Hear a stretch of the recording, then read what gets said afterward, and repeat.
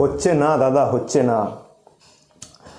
যারা এটা ভাবছে যে প্রথমেই আমি ম্যানুফ্যাকচারিং স্টার্ট করব, তাদেরকে আমি একটা কথা বলতে চাই আজকে। সেটা হতে গেলে কয়েকটা জিনিস আপনাদেরকে ভালো করে চিন্তা করতে হবে।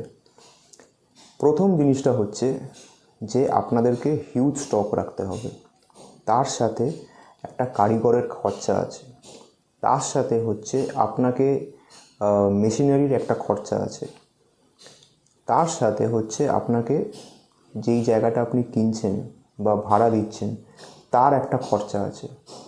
এই সব খরচা যদি আপনি ক্যালকুলেশন করতে বসেন, ওটা অ্যারাউন্ড 10 লাখ টাকা হবে, কম বেশি হবে।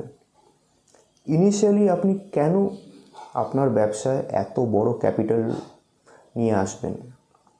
যখন আপনি নাইটির ব্যবসায় স্টার্ট করবেন, আপনি কোনো ভালো ব্র্যান্ডের সাথে কাজ করুন, যাদের মাল খুব ভালো সেল হয়। তাদের থেকে আপনারা অল্প কিছু মাল নিন আগে।